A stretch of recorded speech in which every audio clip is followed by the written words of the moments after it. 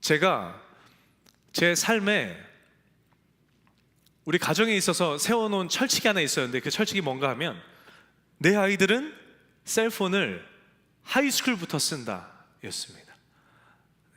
여러분들도 그 언제 일지는 모르겠지만 여러분들이 결혼하고 또 자녀가 생겼을 그때에 셀폰은 나는 이때쯤 줘야겠다라는 계획들을 한 번쯤은 여러분들 상상해 보지 않으셨습니까? 저는 하이스쿨 때부터였어요.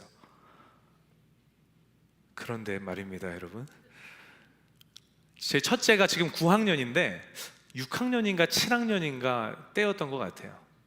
제가 세운 이 가정에 세운 이 철칙이 와르르 무너져 버렸습니다. 누구로 인해서 무너졌을까요? 저로 인해서 무너졌습니다. 얘가 이제 6학년이 되고 나니까 막 캠프 같은 데 참여를 하는 거예요. 그리고 친구네 집에 슬립오버를 하러 가는 거죠. 근데 캠프를 가면 물론 선생님들을 통해서 어떻게 연락이 닿을 수 있어요. 슬립오버를 가면 친구 부모님을 통해서 연락을 할 수 있죠. 그러나 제가 순간순간 급하게 연락을 취해야 할 때 뭔가 이렇게 절차를 거쳐야 되는 불편함과 또 제 마음 가운데 드는 그 불안감이 밀려오더라고요. 그래서 그 철칙을 제가 와르르 무너뜨리고 제가 6학년 때인가 7학년 때인가 셀폰을 사줬습니다.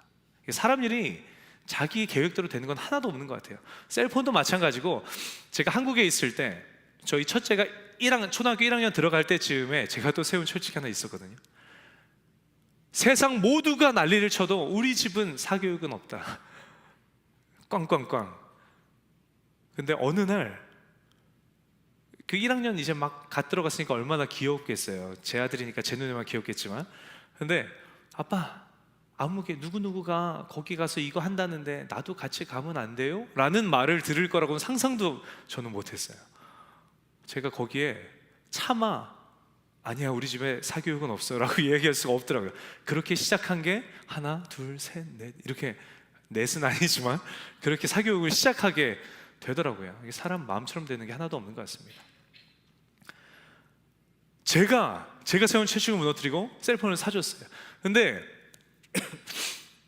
제 아들이 태어나서 처음으로 셀폰을 가져보니까 이게 막 제가 철칙을 무너뜨렸다라는 그 생각에 막 혼란스럽긴 하지만 저도 막 신나는 거예요. 그래서 제가 최신 폰은 물론 아니었지만 쓸만한 거, 가장 예쁜 걸로 잘 골라서 이렇게 구매를 하고, 그리고 필름도 사서 막 예쁘게 붙여주고, 그리고 케이스도 사서 예쁘게 이렇게 채워서 야, 너의 첫 셀폰이야 이러고 이렇게 전해줬습니다. 그런데 얘가 그 셀폰을 잘 소중하게 다루면서 잘 썼을까요? 썼을까요? 안 썼을까요? 일이 떨어뜨리고 저리 떨어뜨리고, 저는, 여러분들은 어떠신지 모르겠지만 저는 2년 넘게 셀폰을 써도 케이스 벗기면 정말 새 거인 그런 류의 사람이 저거든요. 일이 떨어뜨리고 저리 떨어뜨리고 성한 데가 하나도 없는 거예요. 그래서 제가 이게 어떻게, 내가 어떤 철칙을 무너뜨리고 사준 셀폰인데 이게 너무 소홀히 홀대하는 것 같아서 저 마음이 너무 상하는 거예요. 그래서 제가 중간에 얘기를 한번 했죠. 야 승일아, 이거 셀폰은 그렇게 쓰는 게 아니야. 이거는 저렴한 물건도 아니고 이거 소중하게 다뤄야 되는 거야. 근데 뭐 말한다고 됩니까? 필름은 언제 없어졌는지 필름은 이미 벗겨져서 없고, 앞유리에 금이가 있고 뒷판에 금이가 있고, 심지어는 카메라 렌즈가 깨져버리고 말았어요. 여러분, 도대체 이 카메라 렌즈는 어떻게 하면 깨뜨릴 수 있는 겁니까? 제가 너무나 화가 나는데 그냥 꾹 참았어요, 속으로. 근데 이게 그러고 나서 한다는 얘기가 어떤 얘기인가 하면, 아빠 제가 셀폰이 망가졌어요. 아시죠? 여기 렌즈가 망가져서 사진을 찍을 수가 없고요.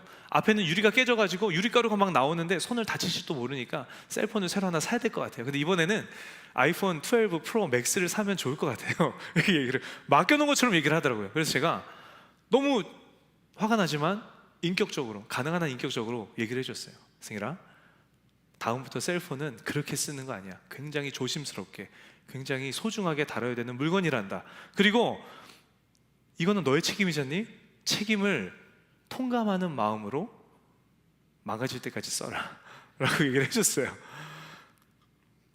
근데 하필이면 그때 당시 그 무렵 즈음에 그 아이들 외삼촌, 제 처남이죠, 처남한테 연락이 온 거예요. 셀폰을 금방 바꿨는데 이거 아직 좋은 거니까 보내줄 테니까 매형하고 누나하고 쓰세요 하고, 뭘 보내줬겠습니까? 아이폰 12 프로 맥스를 보내준 거예요. 이게 콕 집어서 얘기한 건데 제가 어떻게 그거를 좋은 게 왔구나 하고 쓰겠습니까? 마음을 이렇게 추스리고 마음을 가다듬고 다시 필름을 사서 예쁘게 붙이고 케이스를 사서 예쁘게 채워서 이번에는 정말 소중하게 다뤄야 된다 라고 해서 줬어요. 그런데 말입니다, 몇 개월 채 지나지 않아서 뭐 떨어뜨리는 거는 뭐 둘째치고 친구들이랑 수영하다가 수영장에 빠뜨렸다는 거예요. 그리고는 얘기를 하는 거죠. 아빠, 이게 페이스 아이디가 인식이 안 돼서 요즘에 문자도 그걸로 잠궈 놓는다면서요. 맞나요? 문자를 확인할 수가 없어요. 이거 빨리 수리해야 될 것 같아요. 제가 그때는 인격이고 나발이고 아무것도 없습니다. 정신 안 차려! 제가 막 호통을 쳤어요. 이게 너 그 짧은 시간에 셀폰 2개를 그렇게 망가뜨린 사람 너 주변에 있어 없어? 그런 사람 너 주변에 본 적 있어 없어? 정신 안 차려? 라고 제가 가르쳐 줘야겠더라고요. 굉장히 무섭게 호통을 쳤습니다. 지금은 언제적 건지 모르겠는 통화 간신히 되고 사진 간신히 찍는 셀폰을 쓰고 있어요. 근데 둘째도 마찬가지예요. 둘째도 별반 다르지 않더라는 겁니다. 여러분, 저마다 이 값 주고 이거 사기는 정말 너무 아까운 물건이 하나씩 여러분들 있지 않으십니까? 저는 애플 펜슬이 이거 못 사겠어요. 그 값 주고는 못 사겠는 물건 중에 저에게 있어서는 애플 펜슬인데, 저희 둘째가 그림 그리는 걸 너무 좋아해요. 근데 아이패드를 사게 되는 때가 돼서 펜슬도 같이 사줬죠. 야, 그림 마음껏 그려봐. 그런데 말입니다, 아빠 펜슬이 없어졌어요. 어디인지 모르겠어요. 저는 정말 이해가 되지 않아요. 찾아봐, 없어요. 그리고 수개월이 흘렀어요. 이 그림은 그리고 싶은데 펜슬이 없으니까 그림을 못 그리고 있고, 저는 펜슬이 있거든요. 제 펜슬을 이렇게 때로는 물끄러미 이렇게 바라보는 모습을 보면서 마음이 너무 아픈 거예요. 마음을 다잡고 생일 땐가 다시 한번 애플 펜슬을 사서 이번에는 잃어버리면 안 된다. 자, 그림 마음껏 그려. 그런데 말입니다, 제가 여름에 한국 갔다 왔잖아요. 아빠 한국 갔다 왔더니 펜슬이 없어요. 할머니 집에 두고 온 것 같아요. 그리고 6개월이 지났는데 제가 이걸 사줄 수도 없고 안 사줄 수도 없고 마음이 굉장히 지금 혼란스럽고 불편한 가운데 있습니다. 그런데 여러분, 정말 놀라운 사실은 뭔가 하면 저희 아이들만 그런 게 아니라는 거예요. 그럼 제가 남의 아이들도 그렇다고 얘기하고 있는 거겠습니까? 남의 아이들이 그렇다는 게 아니라 인간은 누구나 다 똑같다라는 거예요. 인간은 자신에게 거저 주어진 것이 있으면 그것에 대한 소중함을 모릅니다. 거저 얻은 것에 대해서는 이게 귀중한지를 느끼지 못하는 것 같다는 거예요.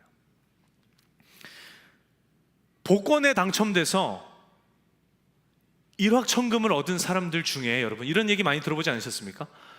생활고에 시달리다가 파산했다더라. 생활고에 시달리다가 스스로 목숨을 끊었다더라. 이런 얘기 여러분 많이 들어보지 않으셨습니까? 근데 남 얘기할 것도 없어요. 저 여러분도 동일하지 않습니까? 예기치 않은 수입, 전문 용어로 꽁돈이라고 하는데, 여러분 저 여러분에게 꽁돈이 생기면 어떻습니까? 야, 내가 쏠게. 우리는 너무나도 쉽게 그 돈을 써버리지 않습니까? 나에게 있어서 거저 생긴 건 우리가 소중히 귀중하게 여기지 못한다라는 거예요.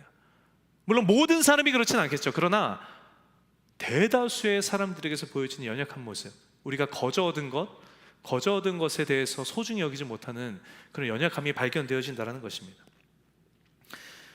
근데 이게 정말 안타까운 사실이 뭔가 하면, 이게 물건에만 국한된 이야기라면 참 좋겠는데, 혹은 이게 돈에만 국한된 얘기라면 참 좋겠는데, 우리 인생에 있어서 가장 중요한 것에도 동일하게 발견이 되어진다는 거예요. 뭔가 하면 오늘 이 자리에 모인 저 여러분 모두가 동일하게 거저 얻은 게 있습니다. 뭘까요? 대답하셔야 됩니다. 우리가 거저, 한 사람도 빠짐없이 우리가 거저 얻은 게 있어요. 뭘까요? 구원 정답입니다. 근데 구원과 오늘 얘기하고 싶은 건 또 하나인데, 우리 모두가 거저 얻은 게 뭐냐면 우리가 한국인으로 태어났다는 거예요. 별로 놀랍지는 않으시죠? 한국인으로 태어났다는 게 뭘 거저 얻었다라는 이야기입니까? 뭘 거저 얻었는가 하면, 우리가 예배하기를 원할 때 우리가 예배할 수 있는 환경, 우리가 복음 전하기를 원할 때 복음을 전할 수 있는 환경, 내가 신앙생활을 자유롭게 할 수 있는 환경을 우리가 얻었다는 거예요. 그게 무슨 이라고 여러분들 생각이 되어지십니까? 제가 영상 하나 준비했는데 영상 같이 보고 말씀을 계속 이어가도록 하겠습니다. 앞에 조도도 좀 낮춰주시면 감사하겠어요. 교인 7명 중 1명은 신앙을 이유로 박해와 차별을 당하고 있는 것으로 조사됐습니다. 한국 오픈도어 선교회는 전 세계 박해받는 기독교인 수가 1년 전보다 500만 명가량 증가했다고 밝혔습니다. 최근 발표된 세계 기독교 박해 지수 2024 월드 와치리스트 내용을 오요셉 기자가 전합니다. 전 세계 기독교인 7명 중 1명은 신앙을 이유로 박해와 차별을 당하고 있는 것으로 조사됐습니다. 한국 오픈도어 선교회는 2024 월드 와치리스트를 발표하고 전 세계 박해받는 기독교인이 지난해 조사보다 500만 명가량 증가해 3억 6,500만 명에 달한다고 밝혔습니다. 교회와 기독교 학교, 병원 등에 대한 공격은 전년 대비 7배 이상 증가했으며, 기독교인이 구타를 당하거나 위협을 당한 사건은 2만 9천여 건에서 4만 2천여 건으로 급증했습니다. 가옥에 대한 공격은 4배 가까이 증가했고, 가옥에서 내쫓기거나 숨은 기독교인들도 12만 4천여 명에서 27만 9천여 명으로 2배 이상 늘었습니다. 특히 이슬람 극단주의 세력의 확산과 독재 정권의 영향으로 사하라 사막 이남 아프리카 지역의 박해 정도가 더욱 심각해졌습니다. IS가 완전히 괴멸되는 그런 상황 속에서 그 IS 알카에다 그 잔당들이 이제 위치를 이동한 게 아프리카 지역이에요. 이슬람 극단주의자들의 주요 타겟이 교회인 거예요. 그러니까 교회를 공격하고, 그다음에 아이들을 납치하고, 또 가축들도 약탈해가고, 식량도 다 약탈해가는 이런 현상 때문에 난민이 지속적으로 이렇게 증가한다, 이렇게 볼 수 있어요.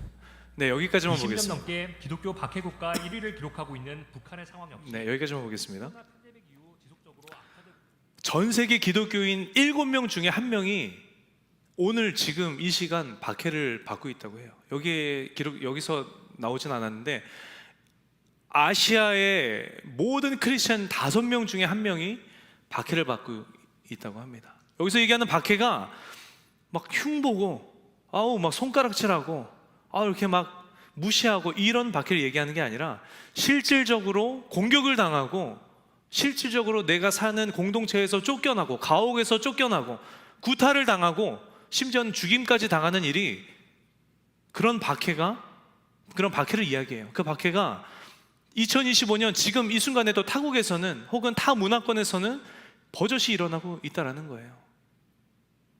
그런데 우리는 어떻습니까? 저 여러분은 어떻습니까? 우리는 안전해요.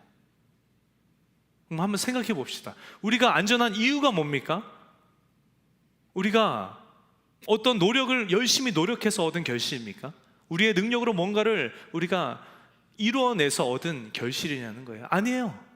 우리가 그 박해로부터 자유한 이유는 단 하나, 우리를 한국인으로 이 땅 가운데 보내신 하나님께서 거저 주신 은혜라는 것입니다. 여러분, 이 복이, 이 은혜가 여러분들 너무나도 분명하게 인지가 되고 느껴지시는 저 여러분 되시기를 예수님의 이름으로 간절히 축원합니다. 여러분, 저 여러분이 오늘 이 자리에 나와서 이렇게 예배하고 여러분들 앉아 계시잖아요. 우리가 여기에 나오기까지 우리가 넘어야 했던 산이 나의 연약한 의지를 바로 잡아서 나오는 것뿐이라는 사실이 여러분 얼마나 크고 놀라운 하나님의 은혜인지 여러분 아십니까? 제가 2007년, 2008년 북경 중국 베이징에서 그 어학연수를 했었던 적이 있어요. 한 대여섯 명이 같은 유학원을 통해서 마치 무슨 해외여행, 단체 해외여행 가듯이 공항에서 대여섯 명이 모여서 같이 비행기를 타고 같이 들어가서 거기에서 같이 기숙사에 배정을 받고 이랬어요. 뭔가 동기 같은 느낌이었습니다. 그래서 학기가 시작하기 며칠 전에 도착해서 때만 되면 같이 밥을 먹고 또 학기가 시작되기 전에 같이 가까운데 여행도 가고 했어요. 근데 그 대여섯 명 중에 크리스찬이 몇 명이었을까요? 전부 다 크리스찬이었어요. 근데 서로가 크리스찬이라는 사실을 언제 알았게요? 한 주가 충분히 넘어서 알았어요. 이 나라가 주는 제가 잘 설명하지 못하겠는데 그 나라가 주는 중압감 때문에 혹시 교회 다녀요? 라는 질문 자체도 못하겠는 그 중압감이 저에게 있었어요. 아마 동일하게 있지 않았을까요? 중국에서 예배하러 가면, 우리가 예배하러 오면 여러분 여기 LED에 뭐가 뜹니까? 새롭게 우리 미디어 팀에서 업데이트를 해서 아름다운 찬양과 아름다운 영상이 카운트가 뜨지 않습니까? 중국에 있을 때 제가 예배를 가면 뭐가 뜨는지 아십니까? 예배를 참석하시는 모든 분들은 반드시 본인의 여권을 지참해 주시기를 바랍니다 가 떠요. 외국인들은 예배하되 불시에 공안들이 검문을 나왔는데 그 자리 가운데 중국인이 있어요. 그러면 어떻게 돼요? 잡혀가는 거예요. 처벌받는 거예요. 심지어는 고문을 당하기까지 한다는 것입니다. 제가 저희 첫 조카 돌 때문에 돌잔치에 참여하러 잠깐 한국에 들어왔었던 적이 있어요. 중국 유학 중에. 그래서 그때 제가 제 모교에 가서 예배를 드리는데 찬양을 드리고 있는 그 예배당으로 들어가면서 내가 이렇게 예배할 수 있을 때 예배할 수 있다라는 그 은혜가 너무나도 크게 밀려와서 정말 그 자리에서 엉엉 울었던 기억이 아직도 선명합니다. 제 모교회에 어떤 목사님이 계시냐면요, 파키스탄에서 외국인 노동자로 오셔서 일을 열심히 하시다가 한국에서 신학을 하시고 목사 연수를 받고 목회를 하시는 파키스탄 목사님이 계세요. 지금도 계속 목회를 여전히 하고 계십니다. 그분이랑 같이 동역하는 기간이 있었는데 그렇게 집에 있는 파키스탄에 있는 가족들을 그렇게 걱정을 하는 거예요. 왜 그렇게 걱정하나 했더니 가족들이 모두가 크리스찬이래요. 거의 0.01%밖에 안 되는 그 소수의 크리스찬들이죠. 왜 그렇게 걱정합니까? 물었더니 이슬람주의자들이 이슬람교의 경전이죠. 코란을 막 꾸기고 찢고 불을 붙여서 크리스찬들 집 앞에 놓고 간대요. 그건 뭘 의미하냐 하면 곧 죽음을 의미합니다. 이슬람의 최대의 수치가 그 경전 코란이 꾸겨지고 짓밟히고 함부로 소홀함을 당하고 불타고 하는 것의 최대의 수치라고 이야기해요. 그런 불붙은 코란이, 구겨진 코란이 크리스찬 집 앞에 놓여져 있으면 그들은 어떻게 됩니까? 어디 정부에 잡혀가기 이전에 주변 사람들에게 맞아 죽는 거예요. 말이 맞아 죽는 게 아니라 정말 맞아 죽는 거예요. 내지는 잡혀가서 처형을 당하겠죠.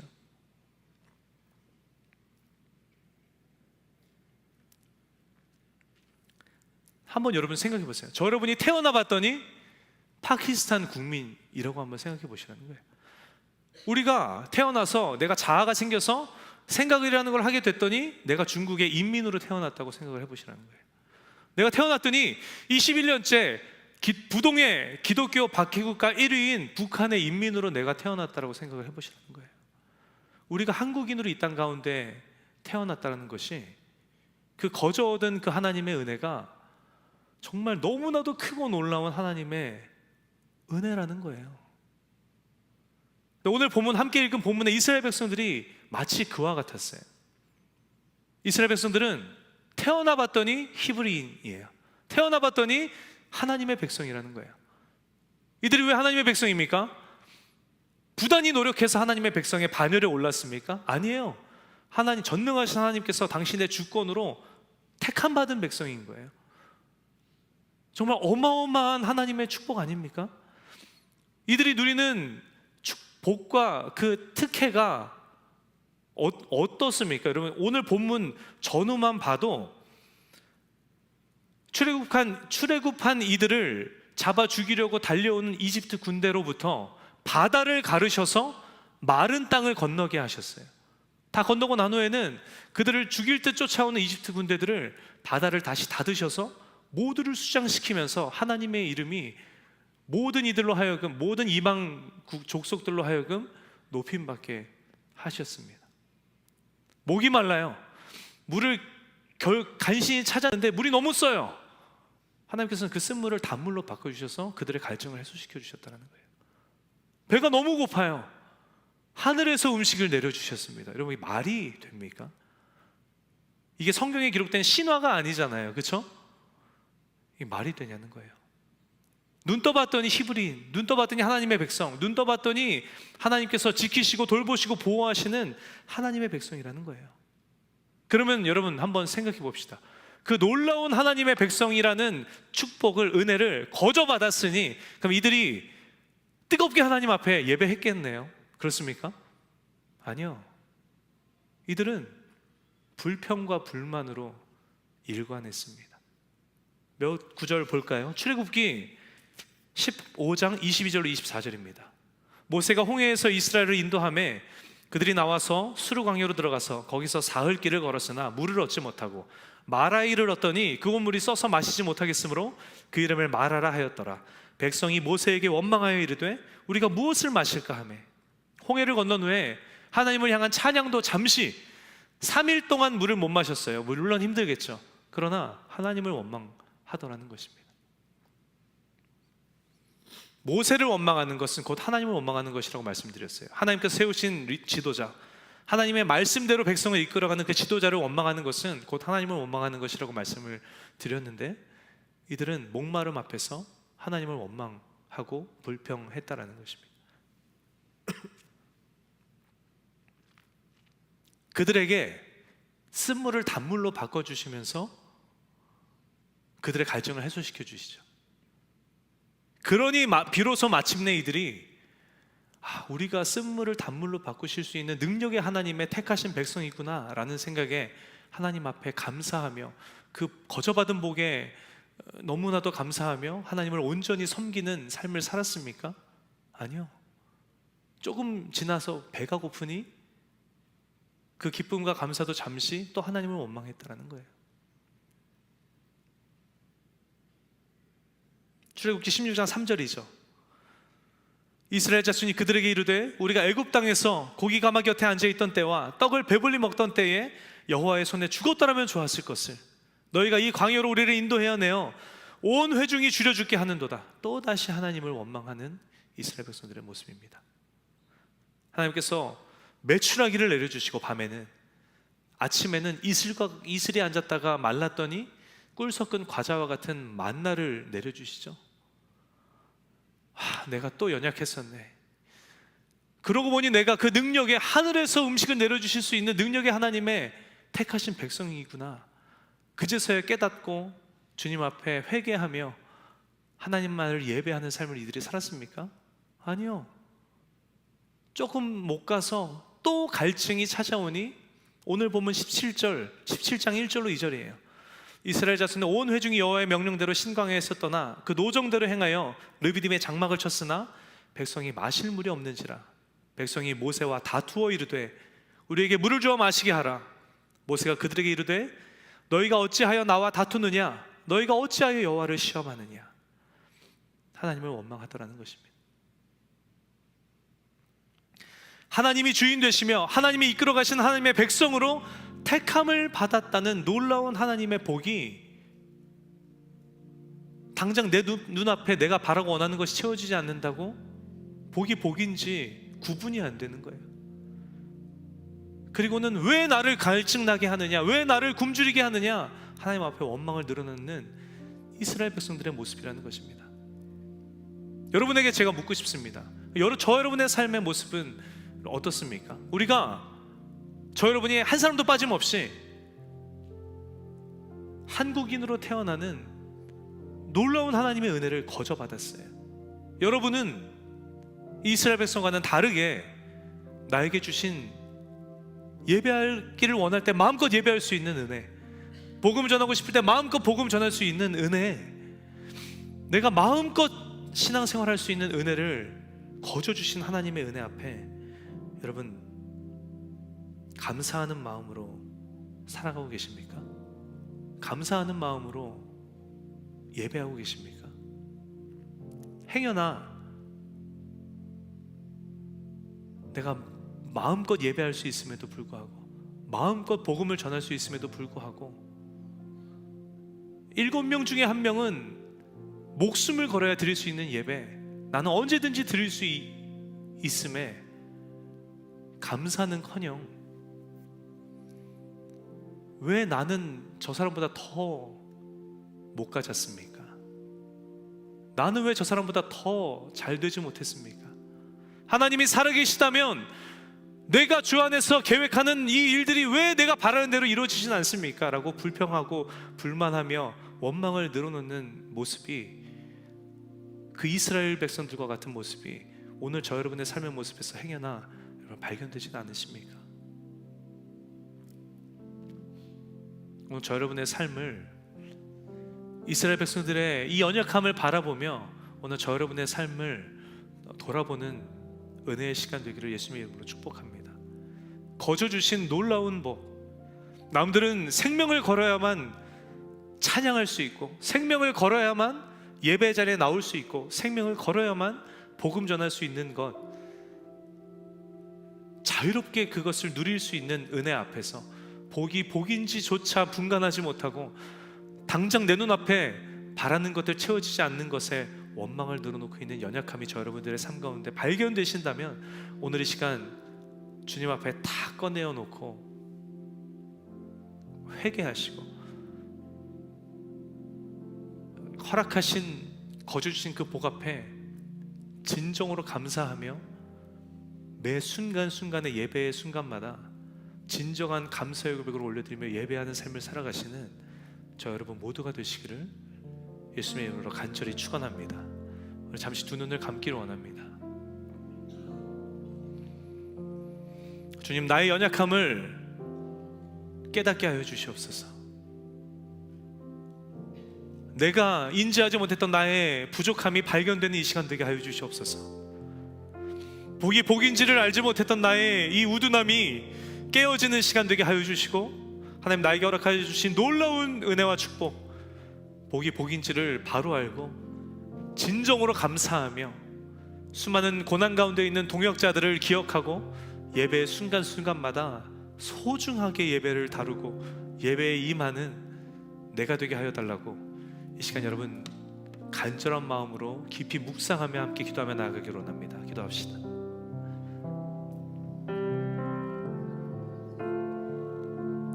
주님 함께 해주옵소서. 주님, 놀라운 은혜를 주님 앞에 기도합니다.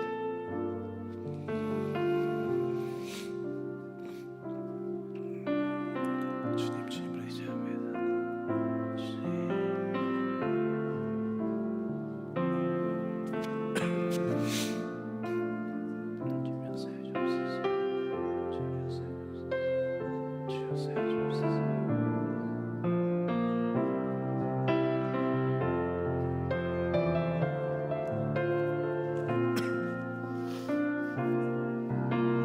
사랑의 하나님, 오늘 나를 예배의 자리로 변함없이 부르시고 이스라엘 백성들의 연약함을 바라보게 하시며 말씀하여 주시니 감사드립니다. 내가 지금 누리고 있는 이 놀라운 하나님의 복, 물론 수많은 세상의 사람들이 누리고 있는 동일한 복이지만, 그러나 우리가 예배하기를 원할 때 마음껏 예배할 수 있는 은혜, 찬양하고 싶을 때 소리 높여 찬양할 수 있는 은혜, 놀라운 주의 은혜를 허락하여 주심에 너무나도 감사드립니다. 복이 복인지를 깨닫는 은혜를 우리 가운데 주님 더하여 주시옵소서. 이스라엘 백성들과 같은 연약한 모습이 우리의 모습 가운데 있습니까? 주님 앞에 하나도 남김없이 모두 다 꺼내어 놓고 깊이 주님 앞에 회개하며 나아가는 우리 되게 하여 주시고, 매 순간의 예배의 순간마다 감사로 반응하며 뜨겁게 주님을 예배하며 나아가는 이 자리에 있는 모든 청년들의 예배의 삶이 되어줄 수 있도록 하나님 함께하여 주시옵소서.